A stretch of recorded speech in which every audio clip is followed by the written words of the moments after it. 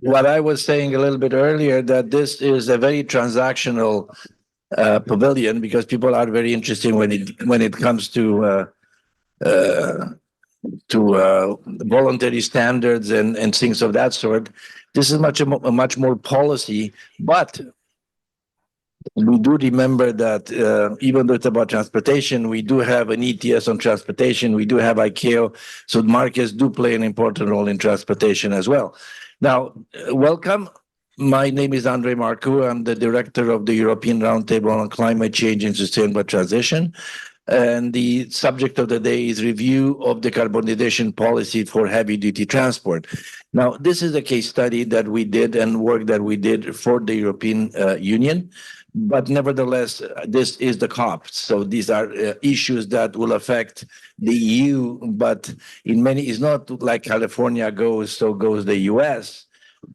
As the EU goes, in many cases, we see that many jurisdictions around the world would look at what the EU does and will try to follow that leadership.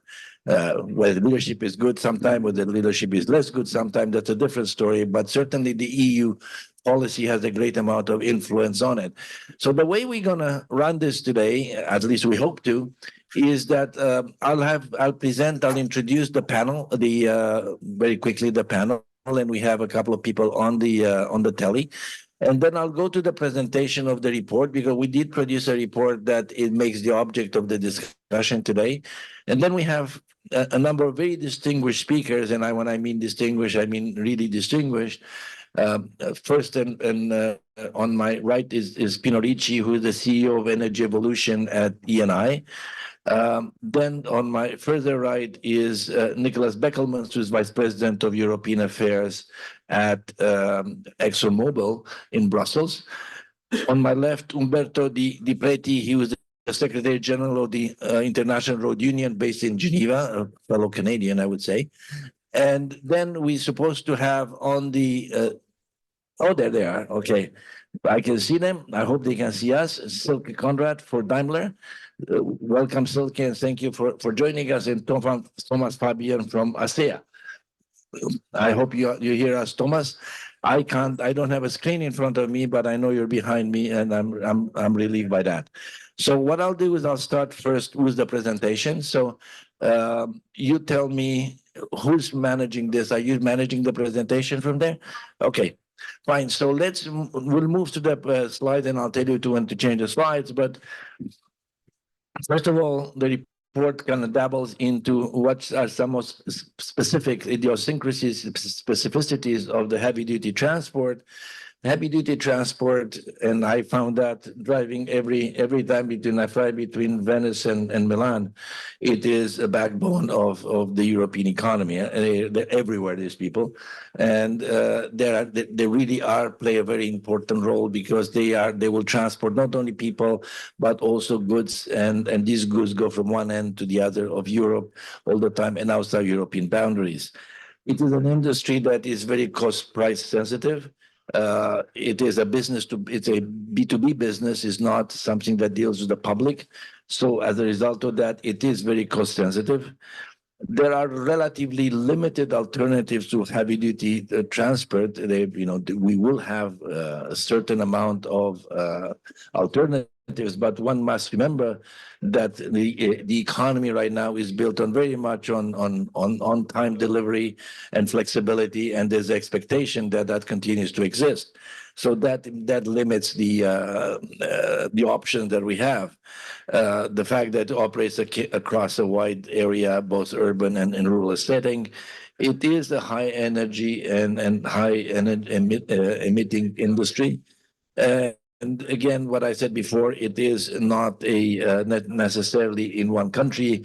We do see these lorries that are travel from Poland to France, to the dismay of the French sometimes, but they do travel across Europe, and sometime outside of Europe, they will go to Turkey, they will go to further areas. So it's not a simple business that is very local, as many other businesses. I'm in the electricity business. That's where I come from, and as such, electricity, we are used to it of being much more local. Next slide, please. The other issue that we have covered in the report was the limitation of the current approach, the tank-to-wheel approach. It's something that is being now currently used and regulates the tailpipe emissions only. The consequence of that is any emissions that generated or abated during the production of the vehicle or fuels are not unaccounted for. And that is something that is important to remember. Only with a full and well-performed LCA approach, upstream production emissions are considered. And the last point is that the potential of future internal combustion vehicles to reduce CO2 emissions through renewable fuels is entirely missed. And again, you will hear us today speaking about the current trajectory that the EU is taking. And it is not meant to say that we will not end up in a certain point, but from here to there, I think that the whole point of this report, the whole point of the exercise is that there are multiple pathways, and some pathways are in the short term probably more feasible and less disruptive. And certainly in the long term, there may be other solutions, but in the short term, we do have a name, a complicated name, the European Roundtable on Climate Change and Sustainable Transition, not because I wanted a long name, but because many years ago, before this was in fashion, we were preoccupied with sustainability of transition. We have seen a few transitions lately. We have seen the Central and Eastern European transition, some of it not well managed, some of it not managed at all. And there were very serious social consequences. And that pales in comparison to that transition. So we better make sure that we manage and the pathways are there and the options are there. Now, next one is the next slide. I see already changed the resilience of the proposed pathways, wholesale shift towards zero emission vehicles. Now, there are changes in the paradigm to external supply with China and main producer of battery materials. We have to recognize the fact that this is reality, that China is one of the main producers of battery materials, and the fact that we have been very dependent on Russian gas, with consequences as a result of the war in Ukraine, that led to a mini crisis or a crisis. If you want, it hasn't been as bad as I get Pinot as we wanted, and I think E&I has done very well out of it in terms of managing the situation. But nevertheless, it created problems. And sole sourcing in business or in life is probably not a good idea. Yeah, there are this potential risk of supply restrictions. And the fact that if we are really shifting only towards zero emission vehicles, the volumes required may put the target at risk. So these are considerations.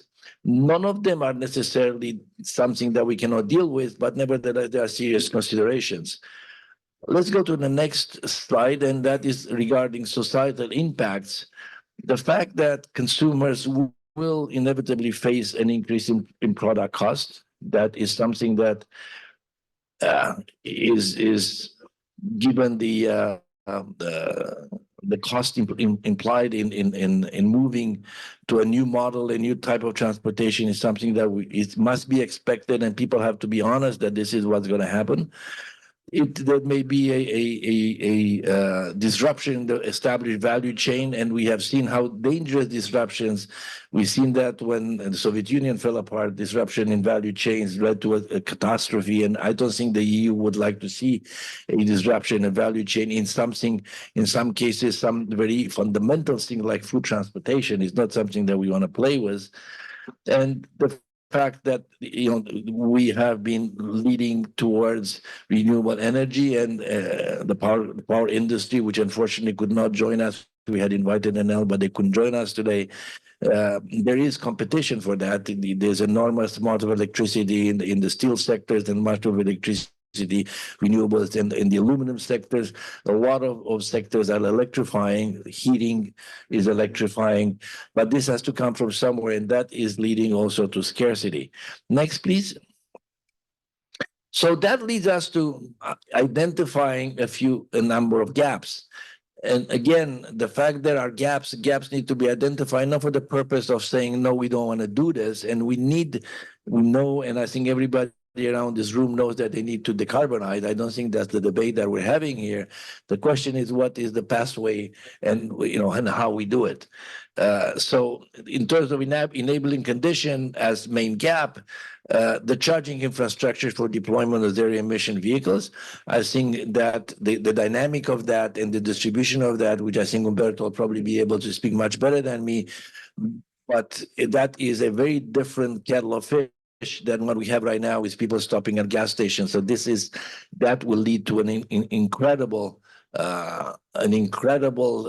reorganization, if you want, of how you charge overnight, how fast you charge, how often you charge, how you charge outside EU boundaries. I mean, these are not, for the faint of heart, that they are serious issues.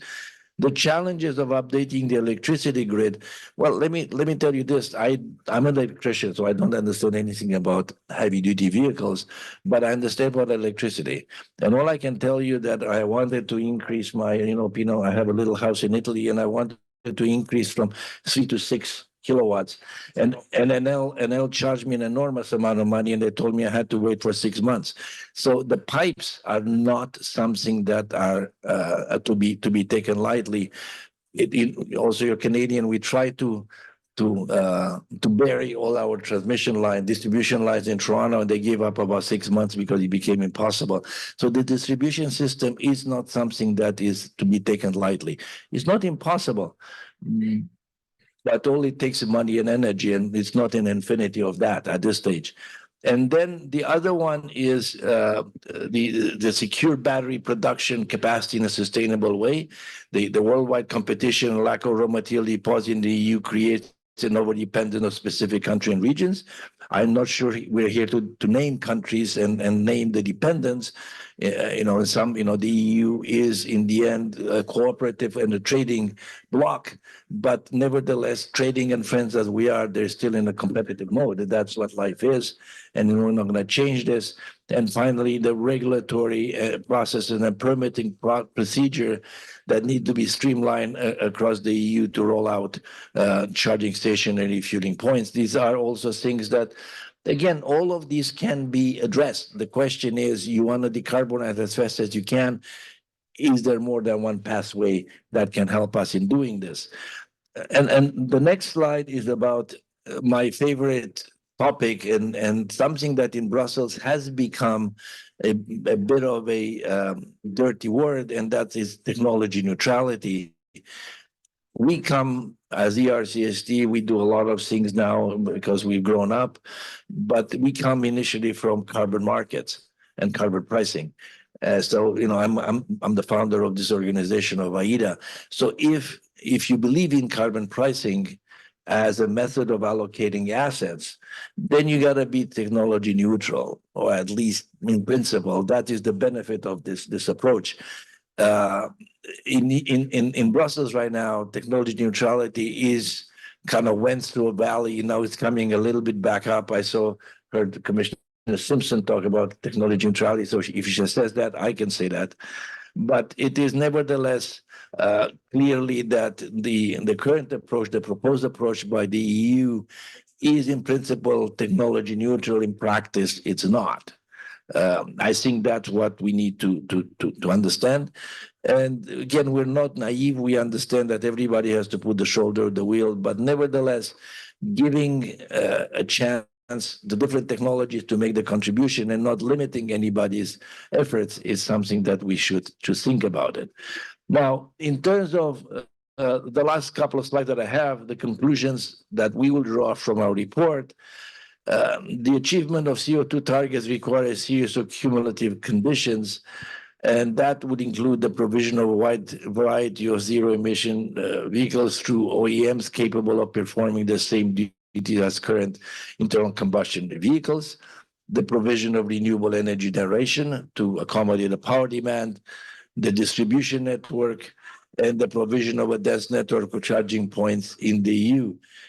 I didn't think what I said was that funny, but okay. I mean, somebody thought it was funny. Okay, and the next one, Elena, please. Now, these elements not only need to come together to enable the transmission to the zero-emission vehicles, but also need to be affordable to all market participants. Otherwise, you do threaten economic stability and employment.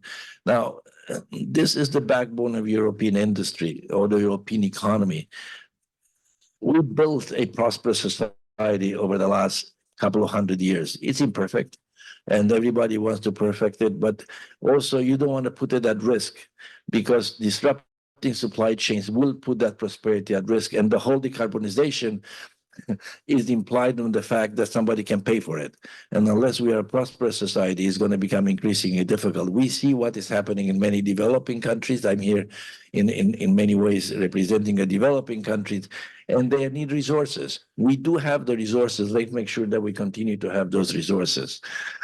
The technological openness and complementary pathway to decarbonization are necessary to maximize the benefits of all technologies, and I think the other speakers will refer. And the fact that you are looking at multiple pathways will offer a more security. It's not by chance that almost in everything you hedge source of electric power. Not in the normal days, you'd have your nukes, you'd have a coal, you have your gas, you'll have a hydro, and one went on problems. You can always alternate. You can come with something else. If you choose one way and that way doesn't seem to work very well for whatever reason, you'll end up into really taking a very high risk. And you're not playing a risk with something minor. You're playing a risk with a backbone of European economy. I'll stop here. I don't want to sound too negative, and I'm not negative. All we're advocating is please have a look at alternative pathways, look at the other technologies, and give the other technologies an equal chance as the one that we were looking at, electrification. I'll now pass the microphone to Pino Ricci. Okay. Thank you very much, Andrei, to organize this event, because it's a very good occasion to debate decarbonization of the transport. I would like to start with the approach that we have done in Eni to decarbonization. We are committed to become net zero carbon by 2050, not only in the processes but also in the products, so scope 3. And to do this, we discuss a lot internally how could be the best way to develop a pathway that's so aggressive. The best way is to fix some important guideline. The first is a mix of solution is better than only one, because mix of solution increase the security of the supply, reduce the cost, and allow the best development of technologies.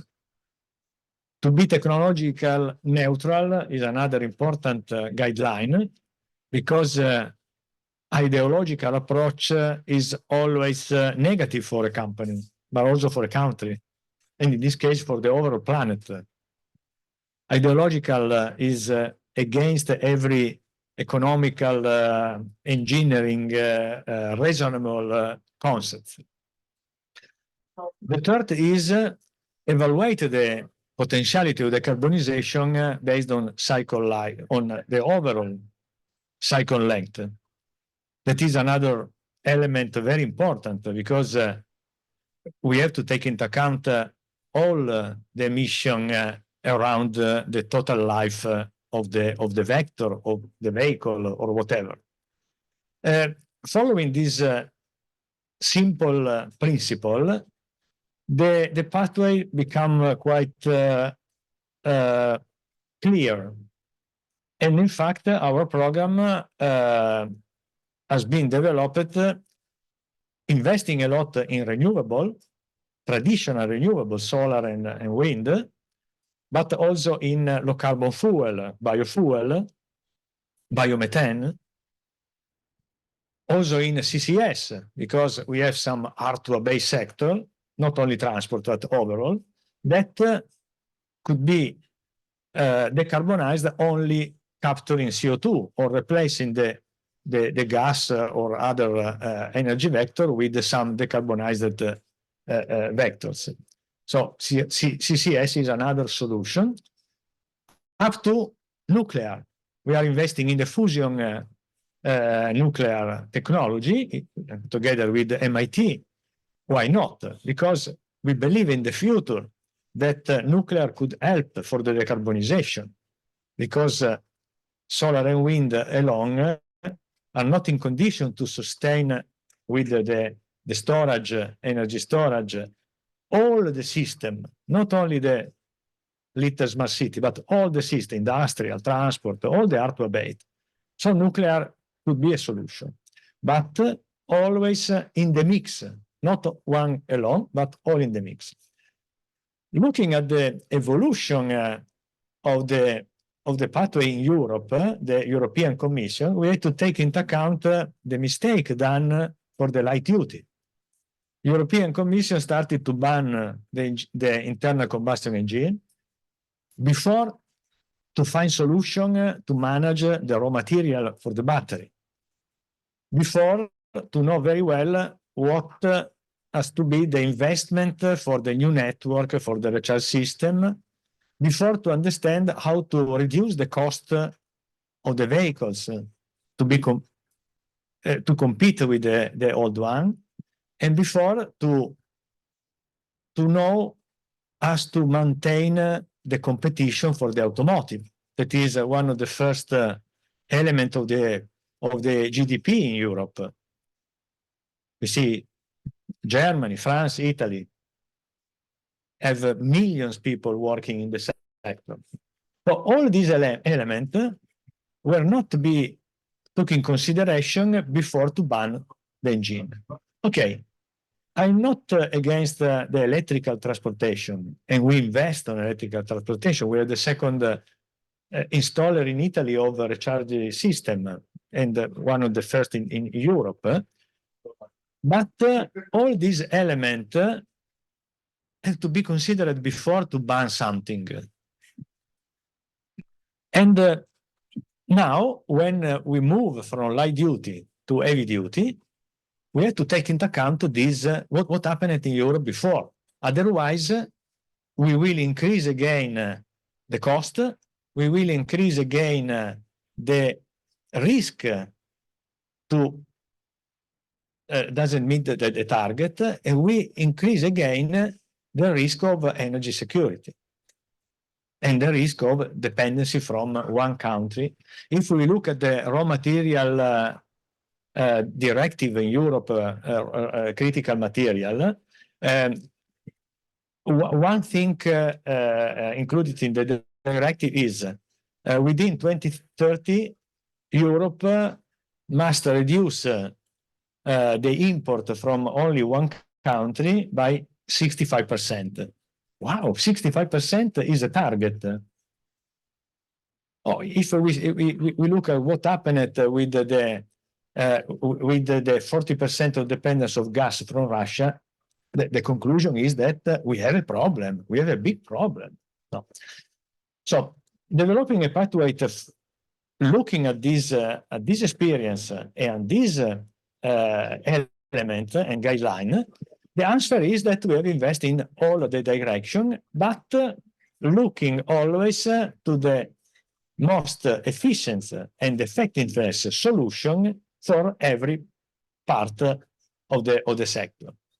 When we look about heavy duty, where we know that we have to move 30 tons vehicles on the road, of course, electrical solution have to need more development, because today I could not allow a 5, 6, 7 tons of battery on a truck, taking out 1/3 of the load, no, of the weight. At the same time, I could not consider as a general solution the hydrogen. Hydrogen is interesting, but could be not an overall solution, because, for instance, because the cost of a vehicle and hydrogen is 4 times the traditional vehicles, because the distribution of hydrogen is a problem and will be the problem. It's the same for marine transportation, for the air transportation, aviation. We have to take into account not only the engine, but all the logistic, all the supply chain. We have to install a lot of storage of hydrogen on the road. It's not, I'm producer service station by hydrogen. And my company is produce and consume 50% of hydrogen moving in Italy. I know very well what are the problems. No? So if we have to build 10 hydrogen station, no problem. If I have to build 10,000 in a country, hydrogen station is different, it's completely different. So hydrogen, one solution. Bio LNG, one solution. Biofuel is a solution. And in the same case, also electric for short distance, medium weight, and so on. So a mix of solutions. About the biofuel, we have a proper technology. We have developed the technology to produce million tons of HVO, hydrogenated vegetable oil. And we have seen that the main issue is the feedstock availability. Okay, if an issue, we have to supply, we have to develop the supply of feedstock in different countries, avoiding the dependency from only 1, 2, 3, or low number of countries. For this reason, we started to develop feedstock in Africa, in many countries in Africa,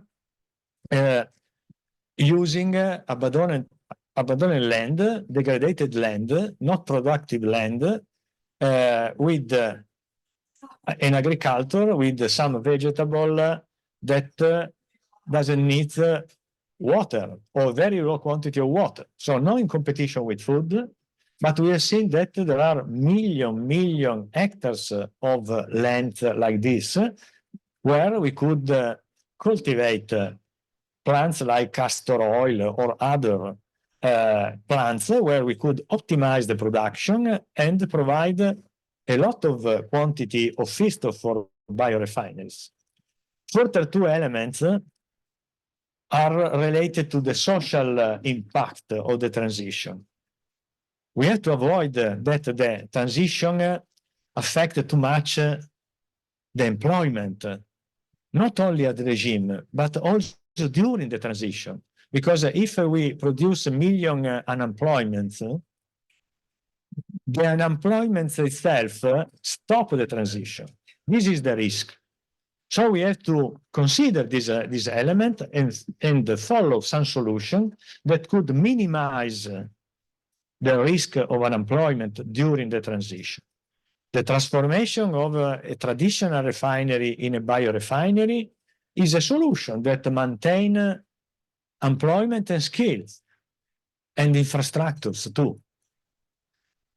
The build of a new agriculture in not productive land for energy in some African countries or Asian countries or American countries help to improve an economy that could replace the traditional energy economy, the fossil fuel. For instance, if we talk about the refining system, every time we transform a 1,000 barrel of traditional refinery in 10,000 barrel biorefinery, automatically we remove 900,000 barrels of traditional refining capacity. It's a fantastic occasion to rebalance demand and offer in a sector that is declining, the traditional refining, introducing new vector that not cover the same quantity of before, but contributes to the decarbonization. And also the degree of decarbonization of the biofuel reached today 90% of GHG reduction. And with the new improvement in the agriculture, the recycle of the biomass wastes and so on, we could also arrive at up than 100% with the biochar, with the carbon sequestration and so on. So this is a technology in evolution that could help a lot of the decarbonization mainly of the sectors that we call hard-to-abate. Heavy duty is an hard-to-abate sector. And what we know that in any case, I take an example of Italy. In Italy is a strange country, Italy. The 80% of goods are moved on the road. Only 3-4% by railway. In the plan of the government in Italy, in the plan, there is the improvement of the railway system and the railway movement, doubling the quantity from 3.4 to 6.8. It doesn't change. The 80% remain on the road. So we have to decarbonize the road. When you say, no, we move all the heavy transport from road to rail or to ship, it's not true. We could maximize, but it's not true, because we still have, and we still have for decades, at least, many decades. So we have to decarbonize that type of transport, and biofuel is a solution, like sustainable aviation fuel is a solution for the aviation. We could have some experiment with hydrogen, with ammonia, with other vectors, strange molecules. But the main contribution today is this. In the future, also the e-fuel. E-fuel could be a solution. But we know that today fuel needs further development and further optimization to reduce the cost. Because the main process related to a fuel is Fischer-Tropsch. It's an old technology developed by Nazis in Germany to produce gasoline from coal. Because Germany, in the 20s, in the 30s of the last century, Germany was very rich of coal, but very poor of crude oil. So the only way to feed the tank was liquid coming from coal. Fischer-Tropsch was that process. One century of life, but no real development because very high cost. So we have to insist in the development, the technology development, but we have to be concrete. Today is not yet a solution. Probably in the 40, in the 50, but not today. Thank you, Pino. We'll move on now to Umberto Di Preto from the International Road Union. Umberto? Thank you. Let me start by saying what I've heard from Andre and Giuseppe very much is music to my ears. You're talking about reality, and from the road transport perspective, often we hear academic debates, but what us road transport guys, we're on the ground. We don't deal with theory, we deal with what actually happens on the ground. And just to put it all in perspective, you say you're an electricity guy, just to put it in perspective, to run a heavy goods vehicle, so a 40-ton vehicle, you were mentioning 30, we actually do 40-ton vehicles. So a 40-ton vehicle loaded to full capacity requires the same energy, the same electricity as 144 households. So in terms of the challenge that poses to electrical grids, you do the math. How are you going to all of a sudden increase if you make every heavy-duty vehicle electric? How are you going to actually upgrade your grids? Now, it can be done step by step. But to say that there's only one solution is not a solution. And I totally agree with what Giuseppe said, that we need to find multiple approaches to the problem. One thing I mentioned at the beginning, that when I was in Canada, one of my jobs was I worked with the Minister of Environment in Canada. And when I switched over to the International Road Transport Union, he said, "You've switched to the enemy." And I said, "No, I've switched to an industry that pollutes. And I think I can do more to reduce the pollution working with the industry than fighting against it." And when I joined the RU in 1995, the first thing I did, I developed a charter for sustainable development. And in 96, this was signed by all our membership around the world and co-signed by Maurice Strong, who, if anybody was at the Rio Summit, which developed Agenda 21, he was the chairman of the Rio Summit and was there for the Rio +5, also Canadian. But when I look at what was being said, and much of the debate that goes on, and in particular in the European Union, and elsewhere, and even with some of the constructors, is that we have a net zero vehicle. Well, it depends. If you have to look at it, if you look at tank to wheel, yes, you might have a net zero vehicle. But the only way, and if our real intent, the genuine intent, is to reduce CO2 emissions, you must do a wheel-to-well analysis. Otherwise, you're fooling yourselves.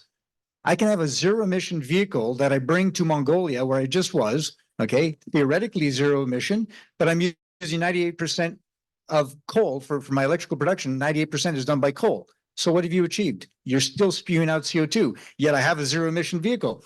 At the tailpipe means nothing. So unless we look at it genuinely from well to wheel, we're absolutely fooling ourselves. Technology neutrality, we must. You can't pick one over another. You can't say this is the winner. Although as much as our profession, again, being simplistic, we'd love to say this is the future. I'd love to be able to invest in that. We can't.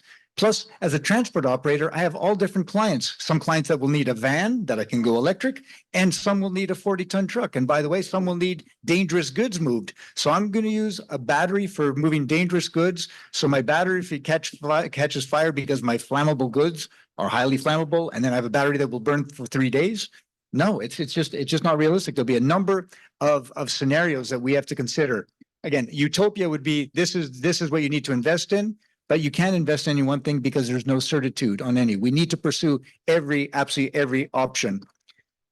Most importantly, and this is my frustration in all of these debates, we talk about 2050 and the RU and its membership have come up with what's called the Green Compact, but between now and 2050, we will become carbon neutral. But it's not that in 2050, we push a magic button and we're carbon neutral. It has to start today. And we have to do everything within our possibility to start that carbon reduction today, starting with something very simple, training our drivers. By properly trained drivers, you can reduce your carbon emissions by 15%, and then keep retraining them to make certain that they keep that level of minus 15%. We can also have, in Europe, this is a popular thing in terms of saying, not in terms of actual usage, eco trucks. Eco trucks, which is a 25.25 meter truck, which would have a tractor and 2 trailers, which would allow us to reduce today, not in 2050, today, our emissions by 30%. And yet, surprise, surprise, this is not widespread because most politicians say, "Ooh, if we do that, that'll compete with the railways." And if we compete with the railways, how will we ever achieve carbon neutrality? You've heard already, the railways are finite in terms of what they can actually move. As much as we might love the railways and want to use the railways, it's finite as to how much you can put onto the railways. So why would we not make a system where we can reduce our carbon footprint already today by 30%? So are we here to reduce carbon because it is an existential threat to us as human beings, or it's an existential threat to the railways? So we have to decide where our priorities. If we want to decarbonize, go to eco trucks, and we can do that already today. Another real, and she finds that funny as well. Yeah, it's we're on a roll. We're a stand-up act here, and judged by the audience outside. And another frustration: we talk and have the audacity to talk about sustainable development, economic development, social equity, environmental protection. Let's keep those in mind. And economic development being the priority. And Agenda 21 said, unless you have economic development, you'll never have social equity, and for sure you'll not have environmental protection, which goes back to the whole question of unemployment and how can we actually advance on anything if we have unemployment. Today, if you go between the EU and Turkey, so between Bulgaria and Turkey at the Sarpi border crossing, we just published on our website saying, go another route because there's a 5-day wait. Can you imagine? Our drivers don't wait hours, they wait days, and in some cases even weeks to get from one side to the other. In terms of economic development, the truck is stopped. There's no economic development. Social equity, our drivers are held hostage, yet I don't see Amnesty International there yelling and screaming, saying, release these drivers, are being held prisoner. And environmental protection, our trucks are just inching ahead, burning fuel just to go nowhere fast. I mean, I'm sorry, how can we talk about sustainable development and we allow this to happen when there are UN instruments in place where we could actually eliminate those border crossing headaches and actually get the trucks going through very, very quickly. When we look at what was said about Chinese advances in zero emitting vehicles, yes, world leaders right now in terms of battery technology, but I would argue that this is much more a economic development than environmental development, in particular if we do a well-to-wheel approach. Then we'll see that this is economics, it's not the environment. What was said about jobs?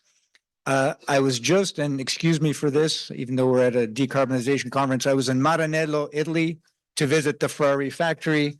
And I'm sorry, I had to do it. At one point, I wanted to go see what this is about. But what it taught me is that they were building a complete factory for the electric vehicles of the future Ferrari will run.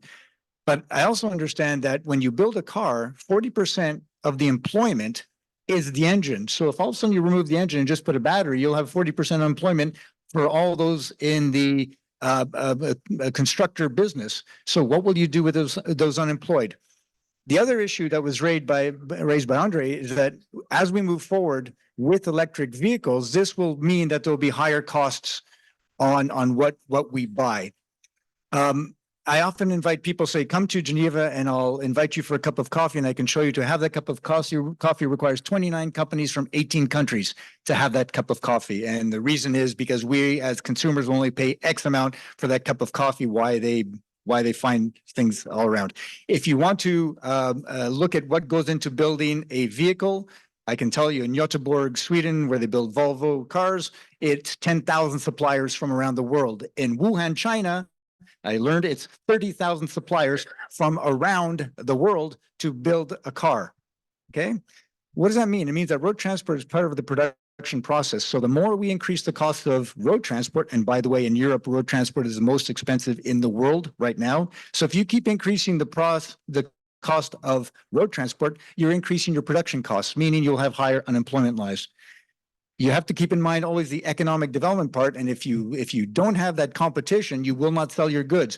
Other people will say, I care less about the environment. I care less about CO2 emissions. I want my people to be employed, and they will do whatever it takes for them to be more competitive. We have to keep this reality in mind. And so when we do decarbonize, we have to see what are solutions that we can implement now around the world, everywhere. So it goes from win to win to win. I think that's fundamental. I'll stop there. Thank you. Thank you very much, Umberto. Very persuasive, very passionate. Silka, can you hear me? Yes, I can. Okay, you're next to bat, as they say. Can you hear me? Yes. Yes, we can hear you well. Okay, very well. Well, thank you for obviously this opportunity to speak today. I think this is a very timely, important discussion we're having, and I can hear all this very emotional and passionate contribution from the other participants. I just want to give you, the side of an OEM, Daimler Truck. So I work for Daimler Truck. I'm based here in Brussels. So I will have a little bit of the Brussels glasses on and the view of also from Europe. We are one of the leading OEM when it comes to truck and bus makers. And we have expressed ourselves and we are really fully committed to the Paris Climate Agreement. I think this is a very important message, and we really want to have an active role in shaping the future for CO2 neutral road freight transport. When I hear also the other participants, it's a very passionate call for fuels. We understand this, we hear it, but I think we have to be realistic. If you want to tackle climate change, if you want to become climate neutral, as you know, in Europe, we want to be it in 2050, we have to act now. So we have to act now. We have to put the right legal framework now in place to also help our industry to get this transformation done. I'm not saying that this is going to be a ride in the park. It is obviously going to be, there are many challenges. You addressed many of them. We need the infrastructure. You also said about the raw materials. Yes, there are many challenges we have to do. But on the other side, we have to see this also as an opportunity to remain leader in the industrial transformation. And I think this is also an important message towards, at least in Europe, that we have to set the right legal framework to make this happen. I hear that there has to be technology neutrality. We believe that with the battery, and we also offer hydrogen or fuel cell, we can offer our customers the best flexibility as well. And when it comes to the fuels, I think the debate is very much focusing on some legislation to include fuels in the sort of CO2 reduction pathway from trucks. We believe that renewable fuels, they can play a role. Yes, I think there is, overall understanding that they will have some kind of role to play in the existing fleet. Nevertheless, I think there has to be a real separation when it comes to responsibilities.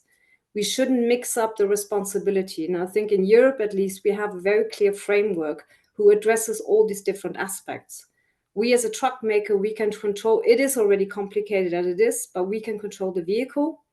We can reduce the emissions of the vehicle, and that is also what we want to do. When it comes to fuels, we don't have much control over it. So I think we have so many legislation in Europe available to legislate those fuels and let it stay in there. That's also the discussion we also hear on the well-to-wheel approach. Yes, of course, there is maybe a discussion to be held on this. Again, it's about the responsibility. Who cares which responsibility? The way it is designed now with the CO2 regulation we have in place in Europe, at least, we are the ones who have to carry the penalties. So it is really, we would like to really separate the responsibilities there. There was another point that was made on employment. I think it's a very important point, but I think if we want to keep the employment in Europe, we have to move now to educate our workers, to have actually those workforce in place for the transformation towards climate neutrality. It's again about the leadership in the technologies and zero emission technologies. And I think it is now today no longer the discussion about if we're going to move towards climate neutrality, but how we can do this. So now it's just time to invest into the infrastructure, to invest into the raw materials that are needed for this transformation, to invest into the workforce. So I mean, I don't want to make it too long because I would rather have also discussion for later on. But I really would like to call, I mean, we have a very clear strategy. It's climate neutrality, and we want to be part of the solution and not part of the problem. And let's act now, because it's now the time we have to make the investments, have the political signal going towards climate neutrality, and not stick, because I can still hear some calling still remaining on the old technology. I think we now really have to move forward and look at the future, and not trying to stick to what it has been in the past, but now is really the momentum to tackle this the best way, and also support our industry in this transformation, rather than trying to diverse this whole discussion into other alternatives that might delay the whole transformation. I leave it to this for the moment, because I would rather have also discussions maybe, and some questions from the audience, if that is later on. Silke, thank you. I mean, we are a roundtable and we encourage debate, obviously, so we're happy to see different views, and that's why we invited you. We'll now go to Thomas Fabian for the European Automobile Manufacturer Association, ACEA. So Thomas, can you hear me? Thanks very much. Yes, I can. Thanks a lot. Thank you, Andre, for the invitation and the opportunity here. I think I can echo and subscribe to a lot of what has been said here. I mean, technology, just to a couple of points. Technology neutrality obviously is a key principle everyone supports. And we don't want policymakers to pick the winners, but we also at the same time must be clear of the potentials of the different technologies. And I would argue that if we look at the CO2 regulation, for example, for heavy duty manufacturers, it is a lot more technology neutral than the regulation that was proposed for light duty vehicles. So there's a lot of flexibility in there as well.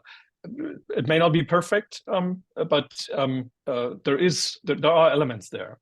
And I would also subscribe to one thing that was said before. I think it is very clear that heavy-duty vehicles play a crucial role for the functioning of our societies and economies.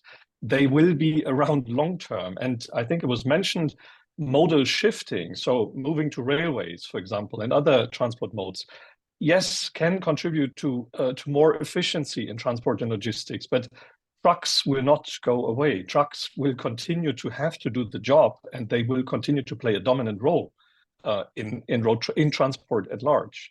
And without decarbonizing road transport, we as society will not be successful in meeting our climate goals.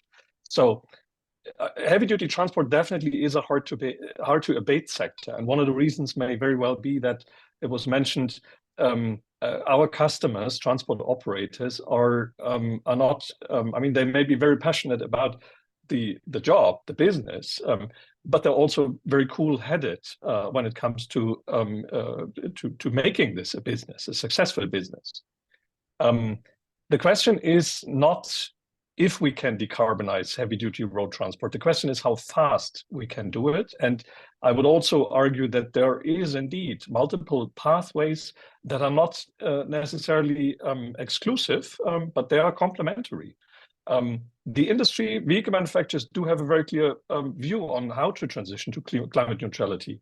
First, the cornerstones, if you want, is, I mean, climate neutrality by 2050 implies essentially that all new commercial vehicles sold must be fossil-free by 2040. And that is a target that all manufacturers support. We are, Silke said this before, we're strongly committed to providing the right vehicles. The focus is very much on the zero-emission tailpipe technologies to move road transport into fossil-free solutions. It's not the only solution, by far not. The CO2 targets that are currently in place in many regions in Europe, but also in the US and other regions, they have already triggered massive investments of manufacturers in zero-emission technologies. The technology is available. All manufacturers have started the production of zero-emission vehicles, and production ramps up with as demand increases. So vehicles are not the bottleneck here, but it is also clear, and that was the concern that some of you expressed on the panel.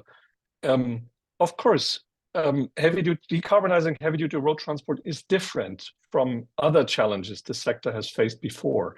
This is a very systemic transformation. It does not affect only one sector, and it cannot not only successfully be tackled by addressing one sector. It requires deep collaboration between cross-industry entities, swift and coherent and strategic action on all levels. And I think this is something that we all sometimes dearly miss in this debate, is predictability and coherence, coherence in the political framework. This is a B2B market. Transport operators will only invest in zero-emission vehicles if they can operate them as seamlessly and at least as profitably as conventional vehicles. And the key enabling conditions that are that govern this are largely outside the manufacturer's control. That's the charging and refueling infrastructure. That's the greening of all energy carriers. And I emphasize all energy carriers, and effective carbon pricing measures.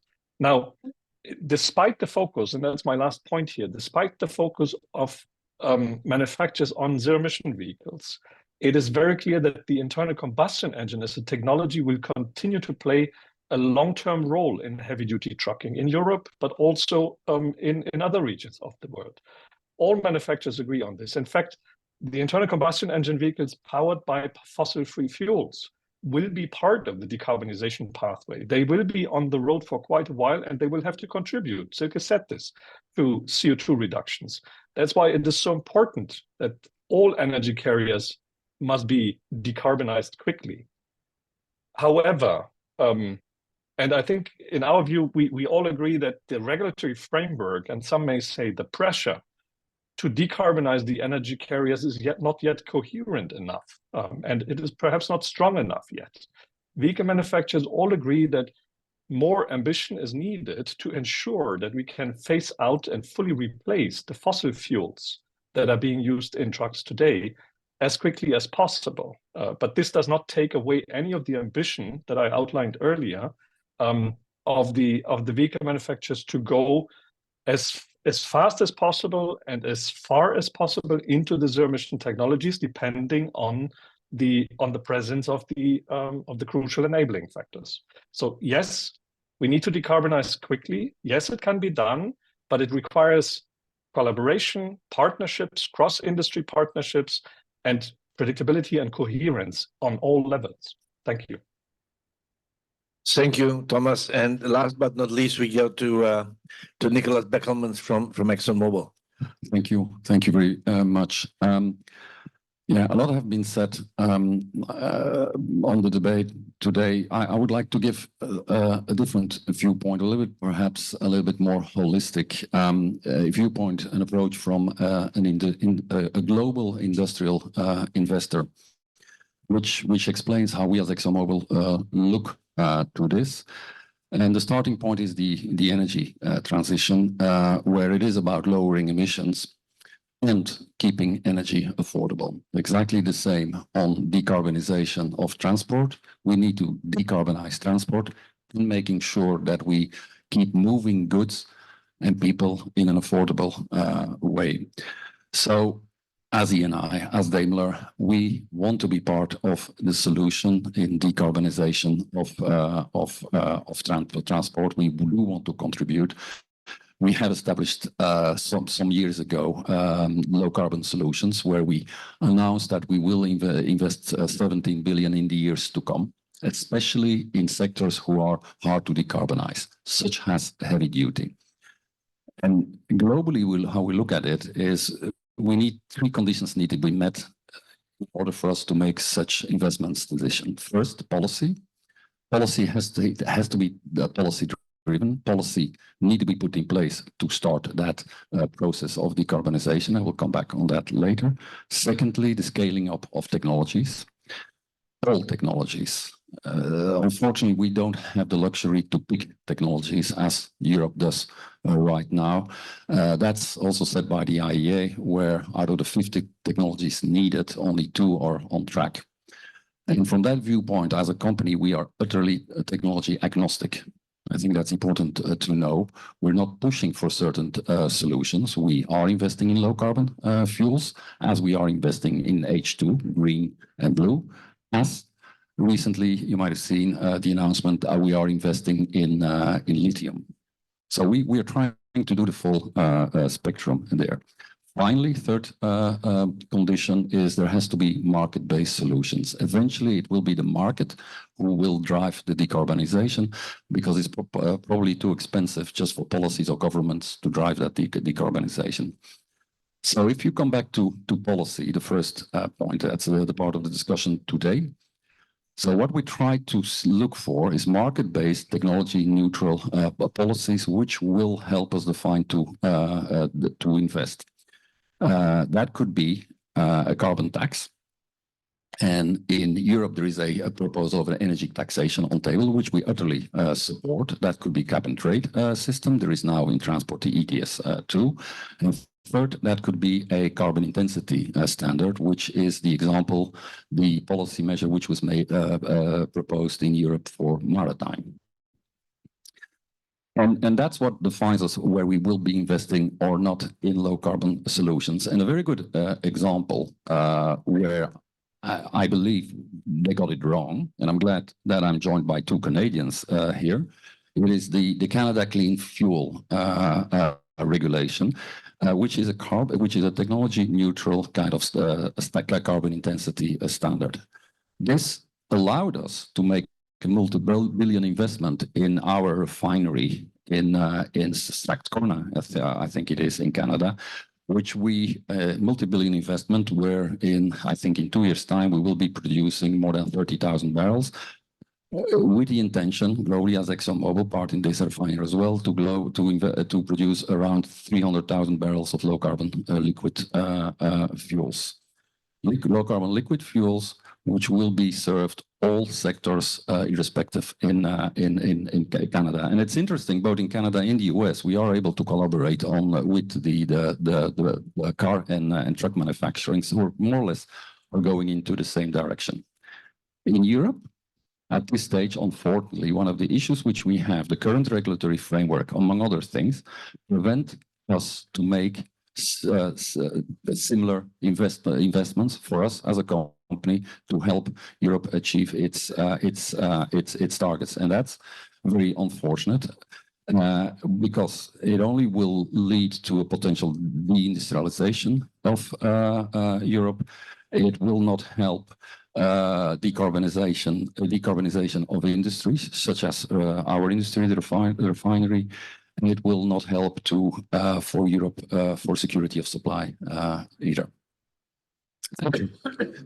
Thank you, Nicholas. So what you heard is a diversity of views, and some of them are, if you are more enthusiastic on certain solutions, but in general, I think that the speakers have spoken to a multi-pronged approach and the opportunity to use technology in different forms, and as it evolves, choices will need to be made. I think we heard some OEM producers that have been focused on two solutions much more than taking a broader some of the other solutions that e-fuels or biofuels that have been mentioned. But again, each company, this is the beauty of the whole thing. Companies will make their own choices, and there will be winners and losers, and that's about how capitalism works. I'm sorry to say that. And we've heard also about, comparison between conditions in Canada, if you want, and also Pinot's company. It's a global company. The IRU is not a European organization. Is it an international organization? So we heard a variety of views. Now, what I'd like to do is to ask if any of the speakers want to react to anything that's been said here, and if anybody in the audience would like to raise question. Well, there's a lady in the back, Sachi, if you want to help me. There's that lady there. If you want to introduce yourself and just go ahead, please. Sure. Hi, hello. I'm Barbara. I represent the FIA, so the International Automobile Federation. We are the governing body of motorsport and represent as well 250 leading mobility clubs around the world. So very relevant session to us. Tomorrow, we are actually organizing a conference exactly on the need for tech neutrality and the need to inform consumers to make better choices. So it will happen in the Green Zone main stage at 10 a.m. if it's of interest to you. My question is, why is there not more collaboration between all your organizations and organizations such as the FIA and such as motorsport? Because it does provide this framework to push for technologies. It provides a framework for OEMs to explore hydrogen, to explore sustainable fuels. And don't you think there's something to be done there? And second question, what do you do when it comes to consumers to give them, the right information where they can understand that, electric vehicles are not exactly zero emission vehicles, as you mentioned, and that they might need to keep their old car for another extra years, and it might be the most sustainable choice to do, actually. Well, there's nothing like a little advertisement of your next side event. So listen, I've done this business for many years, so I welcome that, and we're all here together, so that's not an issue. We have to take things lightly.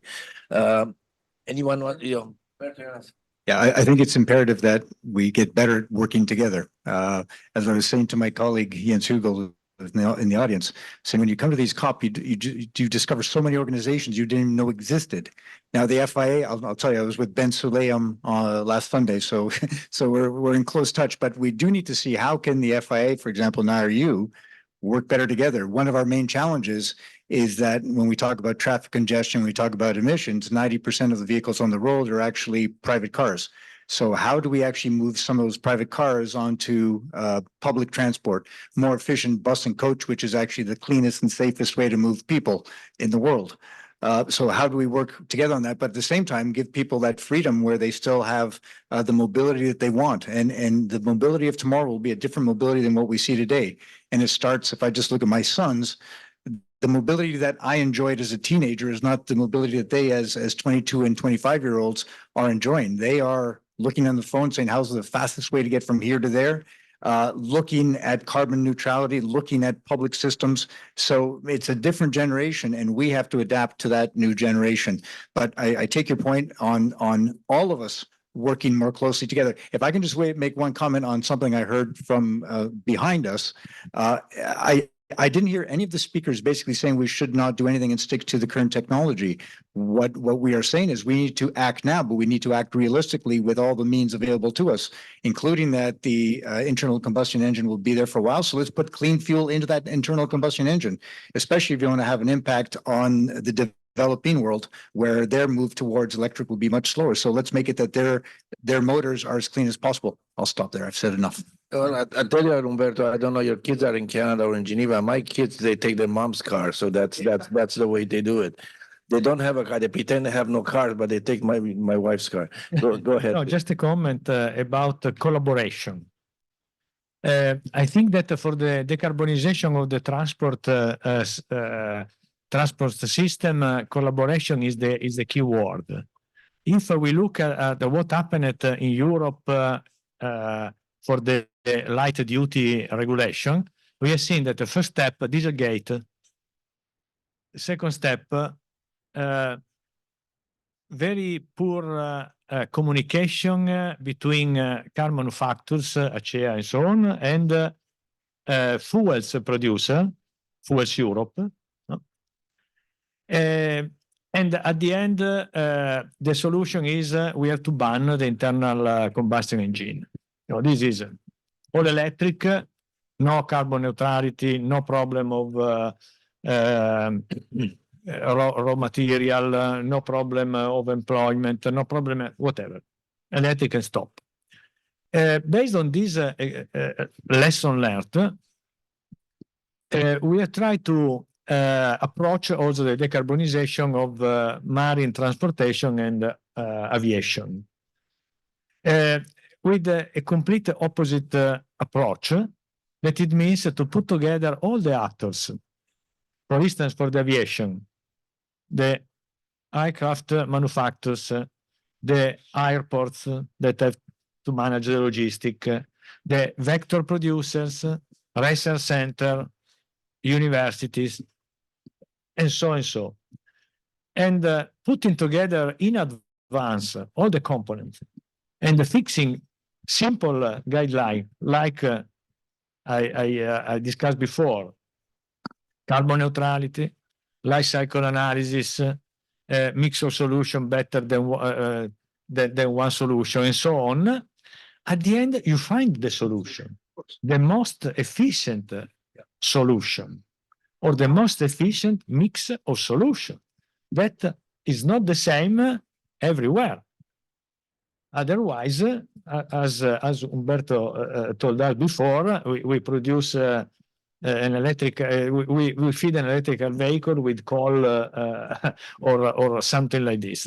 So I think that the real challenge is to put all the actors together to debate and to find solution, but all actors around some guideline very clear. Otherwise, I prefer one solution, you prefer another solution, you prefer another solution instead. But if we put the guideline, it's much difficult to deviate, no? And our target is to decarbonize as much as possible, as fast as possible, at minimum cost. This is it. That's the framework. I'm going to go to Silke. Silke, apologies. I couldn't see you from behind, but Sachi's telling me. No? No worries. No worries. Yeah. Go ahead, please. So when it comes to collaboration with FIA, I think it was, happy if you organize some truck racing. Happy to start make the collaboration work, but until then, I'm happy to discuss this. Obviously, again, I hear a lot again about this well-to-wheel approach. Obviously, we need renewable fuels. We need decarbonized fuels. Yes, the whole question here is where do we put the responsibility? Who carries the responsibility? And I think there we need a clear separation. What is regulated where? And I know, I mean, some of you maybe not know this in the room, but there's a high discussion in Europe, at least, on including these renewable fuels in the current legislation for CO2 fleet targets. We don't believe it's their role in there. Why? Because we cannot, it is already, I mean, you all mentioned the transformation is going to be complicated. We need infrastructure, we need raw materials, we need workforce. Yes, we have to work for this. And we didn't, as I already said, it's not going to be an easy transformation, but we have to do this now, unless if we delay this by trying to get renewable fuels into the legislation and then try to, it's going to be too late. And we are investing massively into the zero emission technologies. And I think now is the time to have the right framework in place to push this, to get those zero emission vehicles on the road, which is our goal. I understand that you obviously also want to get some return of investment on your investments on renewable fuels. But let's separate these legislation clearly, because otherwise we're going to mix up things where we don't have any control of. And it's going to be even more complex than it already is. So that is a really clear message. No fuels in the legislation for fleet targets, but we have a red. And when it comes to well-to-wheel, also on the battery, because I think there was also a remark on the production side, we have a wide range in Europe that addresses industrial emissions. We have in the battery regulation, for example, a carbon footprint will be introduced. We're having carbon footprint in a counter emissions directive coming up. So there's a wide range of legislation already in place that will address this well-to-wheel emissions, but it should not be included in a fleet target for vehicles. That's the main issue we have. That's just my point on this. Thank you. Thank you. Nicholas, if I can go to Thomas, because I see there were, and then I'll come back to you. So Thomas? Yes, thanks very much. I just wanted to react very quickly on the remark from the lady from FIA. Collaboration is key, of course. I think I mentioned this a couple of times. Cross-industry partnerships, something that we've not been very good at, perhaps. I think we're doing a lot already. We're in regular exchanges with IAU, where our transport operators, of course, on the national level, on the European level, on the global level. We're in contact with Fuels Europe here, across the industry, with energy providers, electricity grid operators. So the whole range. And yes, we can probably get better at this. I just wanted to make two additional points. One is this, it has been mentioned a few times, this is a B2B market. Heavy duty road transport is a B2B market. In other words, it has to make sense economically. If it makes sense economically, if it's economically viable to shift technologies, it will happen overnight, because everybody who doesn't shift by then will lose out. So what we are calling for is jointly creating the conditions to make this shift possible. And one key element, it's a very unpopular element, I understand this, but I think it also feeds into what was mentioned on the panel, is carbon pricing. It will not work without proper carbon pricing measures. And some of them are in place already. It works. It's starting to work. We're far from where we need to get, but this is a crucial element, and this will help us jointly shift and transition this industry. Because indeed, it is not happening by focusing on one actor alone, or not focusing on multiple actors alone. It needs to, the binding element needs to be the carbon pricing measures. Nicholas? 2 points. One on collaboration, and the second point on time is of the essence. Collaboration is key, and I've seen in Canada, I've seen as an example how it worked pretty well. The difficulty we have is, how can you collaborate on trying to find solutions when it is the politics who is defining the one solution? Then collaboration is difficult. If the solution is set by politics, where is the collaboration about? There, I come back to my point.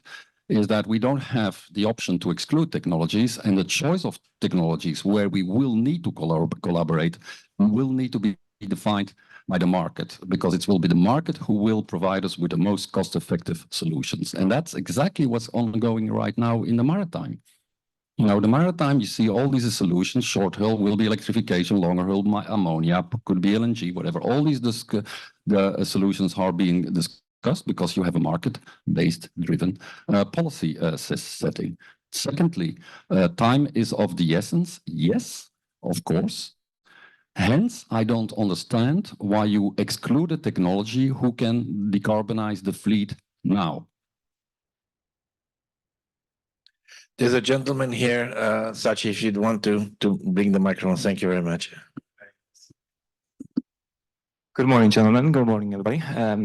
My name is Maciej Anczak. I represent STX Commodities. We specialize in providing market access to players that are complying with different environmental policies and decarbonization goals in different systems. I would like to refer to two, actually to a couple of things said by Thomas Fabian and by Giuseppe Ricci. Thomas, you mentioned about the regulatory pressure, and Giuseppe, you mentioned about the battle of all actors together under certain guideline. To me, those two things together are basically defining a market and regulation. And markets have one beautiful feature. They tend to regulate themselves and optimize themselves, because all of the actors are tending to be the most efficient and the best in the room. So now we're living in that, let's say, funny time when we're actually discussing progress and we're discussing how to push forward and how to move forward. But at the same time, we're receiving mixed signals, because, for example, countries like Germany are upping their, let's say, GHG mandates, while Sweden, not later than on 30th of November, voted basically a decrease of greenhouse gas intensity mandate from 30% to 6%. Now, those two regulations are directly affecting companies like Exxon and Eni. However, also for Silca, representing the manufacturers, end of vehicle life, let's say, regulation is also putting some pressure. My question is, what do you think about current market-related regulations? Are they good? Are they stimulating the decarbonization, or are they actually not working correctly? Thank you very much. Thank you. I would like to take, if there's one more, because then I'd like to go around. I think we have a few more minutes. I'd like to give everybody a chance to make closing statements and react to, at least to this question. Is there anybody else that wants to raise any? Don't be, not all the same time. Okay, well, if there's none, then what I will do is we'll start in the reverse order, I think, Nicholas.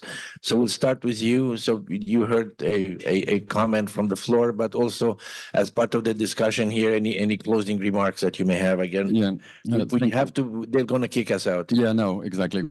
Going to be very short. I think I made my point clear about what type of regulatory framework we would need for a company like ExxonMobil to invest, and it preferably should be market-based indeed. What we see, one of the issues, again, what I indicated in Europe, as we focus on Europe, is not only the regulatory burden, but the regulatory complexity, yes, is preventing us to have that, to see the clear signals, to make those investments, to make sure we are part of the solution in Europe as well. When you look at, we have a graph, you know, of all the regulatory frameworks which is impacting transport. Yeah, I think we are at about 6 or 5. It is an energy taxation. It is a cap and trade. It is setting of it's cap and trade. It's the renewable directive. You have the car directive, and I miss other.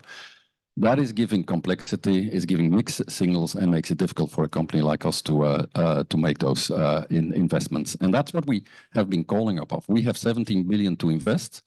We would want to invest in the region of the world, which is the most ambitious from a climate viewpoint. And we have difficulty to bring that match.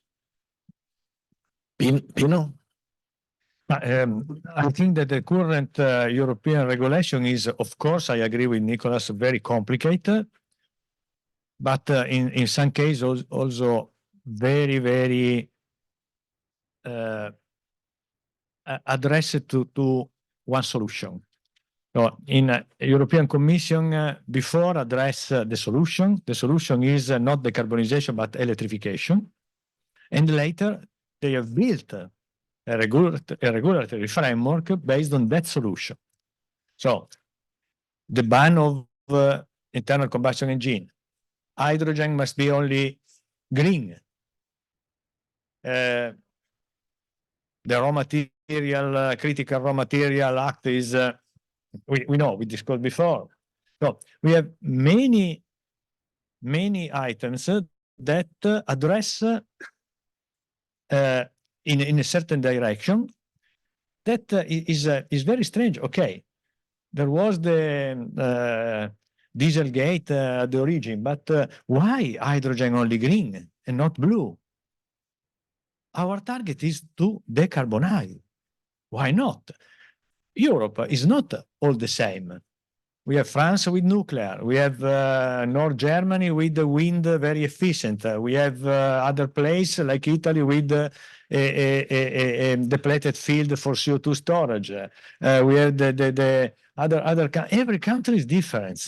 If you don't leave free the technology to develop, the solution to be analyzed is not equal. Is very ideological. But what I believe is that an ideological position could win in a short time, but must lose in the long time.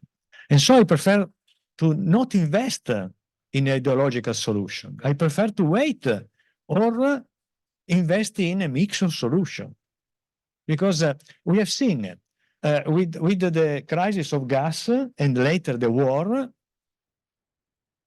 change completely the impression, the position on gas, because was ideological before. With the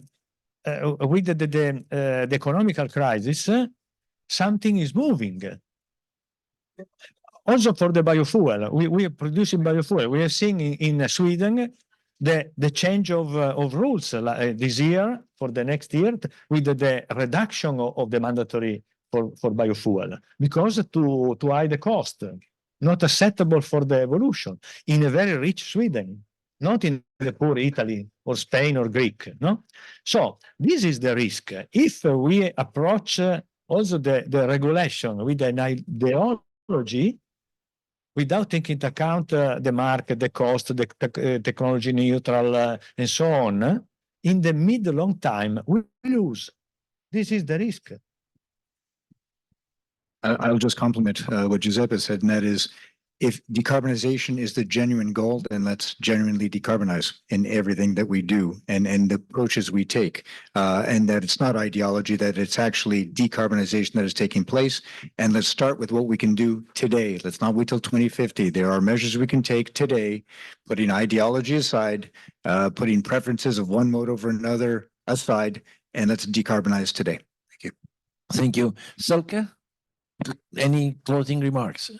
Yes, thank you. I mean, just wanted to react on the complexity. Yes, of course. I mean, we all agree.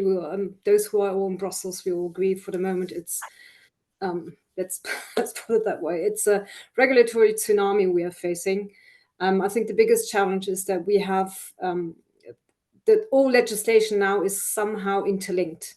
So we see that before we had a CO2 fleet regulation, which just obliged us to improve our diesel engine, and that was it. I put it very simply, obviously. Now we need a lot of other parameters that have to be in place. On the other hand, I think this is a great challenge as well and a great opportunity for us as an OEM to move forward, to be part of the solution, and that was our goal. We really want to provide the best solution for our customers and give the flexibility. We still believe that with battery and hydrogen, we can give that. I think collaboration was one of the keywords, and I would like to, end on a positive note. I think that we have to improve this maybe, yes, and let's do this as well. Collaborate and trying to find the best solution for our customers and also for the industry. Thank you. Thank you, Silke. And last but not least, Thomas Fabian. Thanks, Andre. Very quickly, regulatory complexity, yes, it's mind-boggling sometimes, and it's not something that that will lead us to climate neutrality quickly. I think the key message is, for me, my key takeaway is coherence. We need coherence across the different levels, European, national, local, across different industries. So we need indeed the right regulatory framework that sends the right signals. And to end on the positive note that Silke just also mentioned, I think this can be done. It's extremely challenging. We have to be as smart as we have never been before, probably, but it is doable. We have the ingredients. We need to put them in place. Thank you. Well, thank you all. And again, I don't have to do this right on time. We're going to give 5 minutes to the people that come after us. We're nice and generous. But that doesn't go without thanking Nicholas and Pino and Umberto, Silke and Thomas for being here. Some of them more virtual than others. And for all of you for joining us again. It is a contest of many things in this place, but it's a contest for people. Seriously speaking, yes, there is a contest for audiences. So we're very happy to have you here. I hope that you listened to something that was an interesting debate. Certainly, in my own opinion, a discussion, a debate among people who actually really know what they're talking about. And they are quite at the level of seniority that they understand what they're talking about and they have to speak with authority. So I do hope that you will go and kind of reflect on this and also talk to your colleagues and take it from there. As a think tank, we are here to, if you want to establish a debate, we make no secret the fact that we want a sustainable transition. We make no secret that we believe that in order to have a prosperous world and a prosperous Europe, you need an industrial society. We make no secret about that. But obviously, we also understand that we are now on a irreversible road towards decarbonization. And I think all the actors in this on this table and on the telly have quite committed to this. And for this, we need to all give them applauses and thank them for being here.